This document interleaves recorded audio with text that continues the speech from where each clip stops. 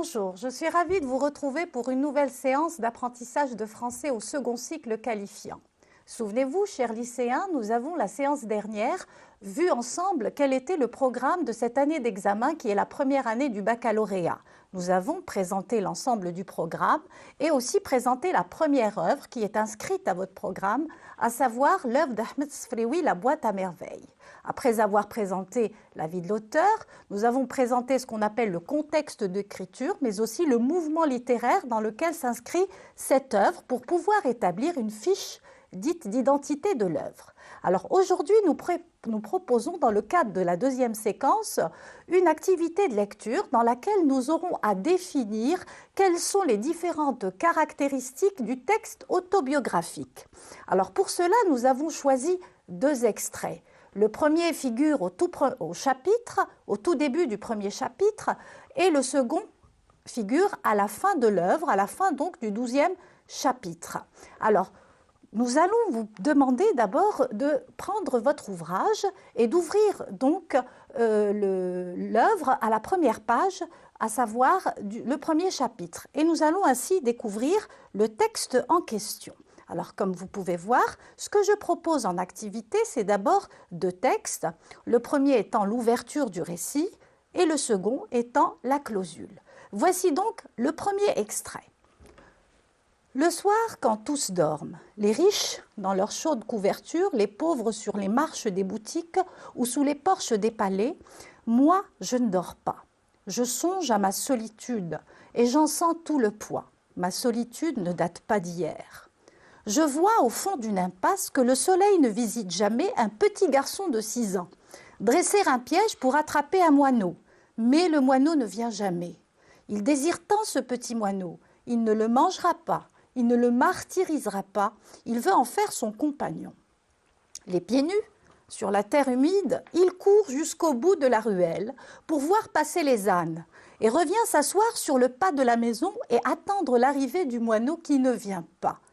Le soir, il rentre le cœur gros et les yeux rougis, balançant au bout de son petit bras un piège en fil de cuivre. Nous habitions Dar Chouefa, la maison de la voyante. J'avais peut-être 6 ans. Ma mémoire était une cire fraîche et les moindres événements s'y gravaient en images ineffaçables. Il me reste cet album pour égayer ma solitude, pour me prouver à moi-même que je ne suis pas encore mort. À 6 ans, j'étais seul, peut-être malheureux, mais je n'avais aucun point de repère qui me permît d'appeler mon existence solitude ou malheur. Découvrons ensemble le deuxième texte qui figure donc à la fin du 12e chapitre et constitue donc la fin de l'ouvrage. Installé sur les genoux de mon père, je lui racontais les événements qui avaient meublé notre vie pendant son absence. Je les racontais à ma façon, sans ordre, sans cette obéissance aveugle à la stricte vérité des faits qui rend les récits des grandes personnes dépourvus de saveur et de poésie. Je sautais d'une scène à une autre, je déformais les détails, j'en inventais au besoin. À chaque instant, ma mère essayait de rectifier ce que j'avançais. Mon père la priait de nous laisser en paix. Les voisines faisaient à haute voix des vœux pour que notre bonheur soit durable et notre santé prospère. Driss Lerwed arriva de son atelier. Sa femme le mit au courant du retour de mon père. Il appela « Mallem Abdeslam, nous sommes très heureux de te voir de retour parmi les tiens. » Monte un instant, Driss. Les deux hommes, après des salutations d'usage, discutèrent familièrement. Ils parlèrent de la qualité des récoltes, des prix des denrées, des amis communs. Ma mère m'appela d'une voix basse. « Sidi Mohamed, viens chercher le plateau. » La conversation des deux hommes reprit. Elle se transforma peu à peu en ronronnement. La fatigue envahit mes membres.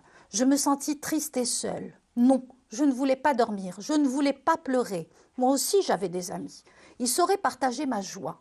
Je tirai de dessous le lit de ma boîte à merveilles. Je l'ouvris religieusement. Toutes les figures de mes rêves m'y attendaient. Fès, 1952. Alors, ce que nous pouvons d'abord constater et relever, c'est la situation de ces deux passages. Alors, les deux extraits choisis ont une place stratégique dans l'œuvre, comme nous l'avons signalé au tout début.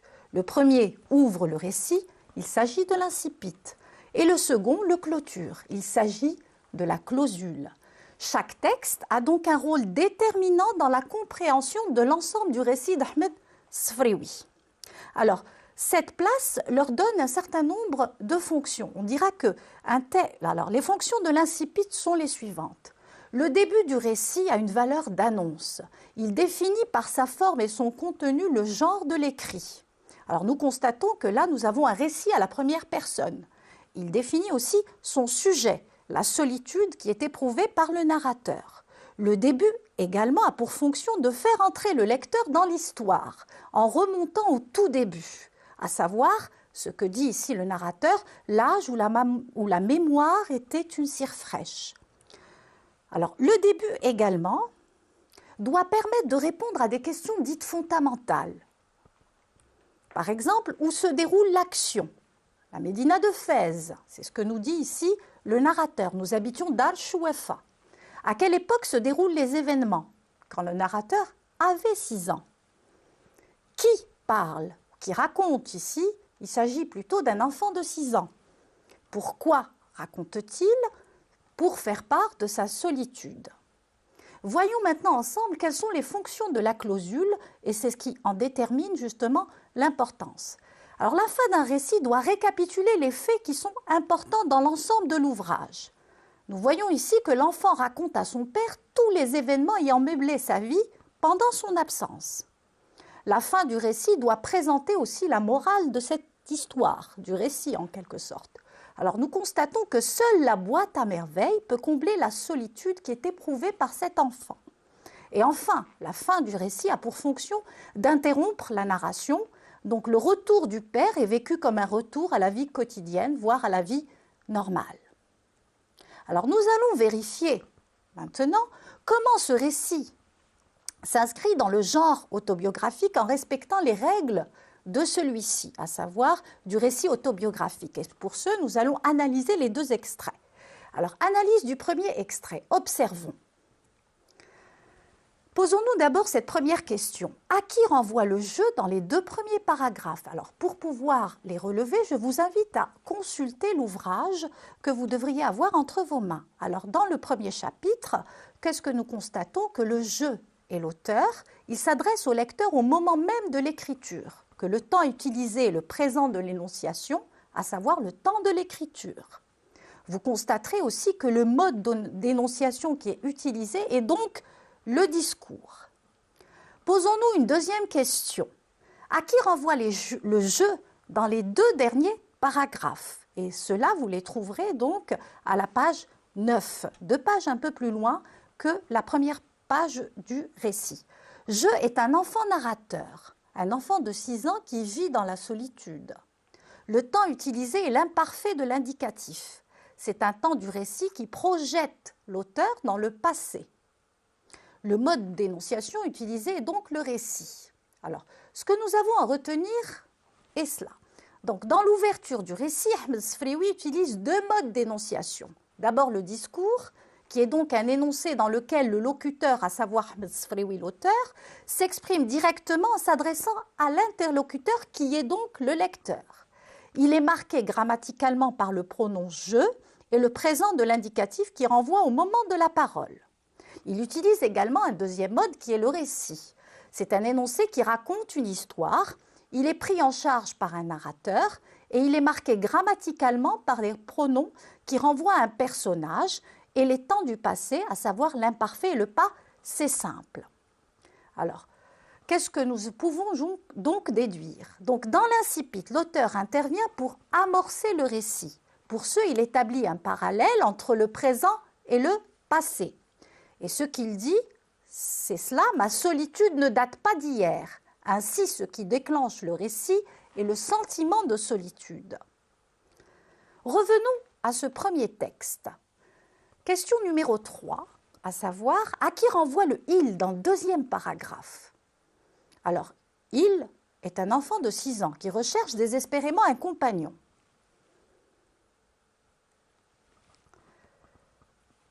Alors, qu'est-ce que nous pouvons interpréter, déduire? Donc, l'auteur fait surgir, le souvenir de son enfance par une vision annoncée par le verbe de perception « je vois ».